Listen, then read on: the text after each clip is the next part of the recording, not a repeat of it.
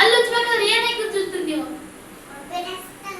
Brush ತಗೊಂಡ್ ತಿಕ್ತಿರಲ್ಲ ಹಸನ ಅಥವಾ ಎತ್ತಿನ ತಿಕ್ಕಬೇಕಾ ರಾತ್ರಿ ತಿಕ್ಕಬೇಕಾ? ನಿಂತಿರ ಎದ್ದ ಮೇಲೆ ಎಲ್ಲ ತಿಕ್ಕಿದ್ರಿ? ಚಾಕ್ಲೇಟ್ ಏನೋ ತಿಂತೀರೇನ? ಚಾಕ್ಲೇಟ್ ತಿಂದ್ರೆ ಏನಾಗ್ತಾವ ಅಲ್ಲಿಗೆ? ಹುಳ ಬೀಳ್ತಾವಲ್ಲ? ಕುರ್ಕುರಿ ತಿಂದ್ರೆ ಹುಳ ಬೀಳ್ತಾವ, ಚಾಕ್ಲೇಟ್ ತಿಂದ್ರೆ ಹುಳ ಬೀಳ್ತಾವ ಅಂತೆಲ್ಲ ತಿನ್ಬಾರ್ದು. ಹೌದಿಲ್ಲ? ಅಂಟಿ ದಿನಸ್ ಏನು ತಿನ್ಬಾರ್ದ್ರಿ. ರೊಟ್ಟಿ ತಿನ್ರಿ, ಎತ್ತುಗಳಲ್ಲಿ ಬೆಳಗ್ಗೆ 2 ತಿನ್ರಿ, ಅನ್ನ ಊಟ ಮಾಡ್ರಿ, ಆರೋಗ್ಯಕ್ಕೆ ಒಳ್ಳೇದು. ಹೌದಿಲ್ಲ? ಅಲ್ಲು ದಿನ ತಿಕ್ತ್ರಿ, ಎಲ್ಲರೂ ತಿಕ್ತಿರಲ್ಲ. ಅಲ್ಲು ತಿಕ್ಕೋದ್ರಿಂದ ನಿಮ್ಮ ಆರೋಗ್ಯ ಒಳ್ಳೇದಿರ್ತೈತಿ. ಹೌದಿಲ್ಲ?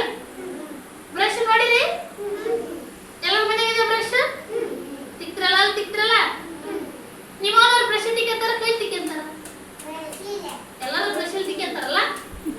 ಬ್ರಷ್ ತಿಕ್ಕಂದ್ರ ಅಲ್ಲು ಹಸನ ಆಗ್ತಾವ. ಯಾರಮ್ಮ?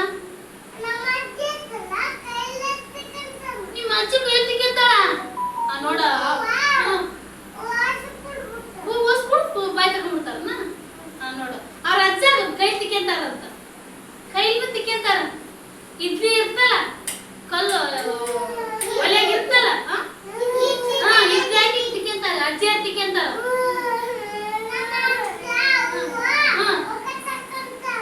ನೀವು ಮಗ ತಗೊಂಡಿರಲ್ಲ ಮತ್ತೆ?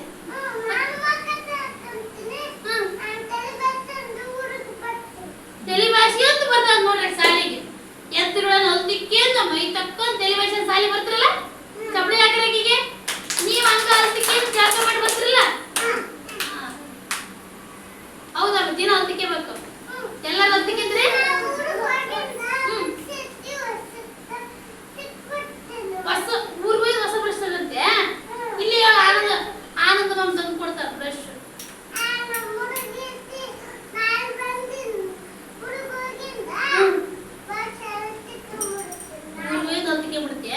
ಆಯ್ತಮ್ಮ, ಇಲ್ಲಿ ಒಂದ್ ತಿಕ್ಕಿ ಏನ ಆನಂದ ಮಾಮಿಗೆ ತಂದು ಕೊಡ್ತಾವ ನಮ್ ಬ್ರಷ್. ನಂದಿಲ್ಲಪ್ಪ ಬ್ರಷ್ ಇಲ್ಲ ಮಾಮ ತಂದ್ಕೊಡ್ ನನಗೆ ಅಂತ ಹೇಳು. ಚಪ್ಪೆ ಹಾಕ್ರಿ.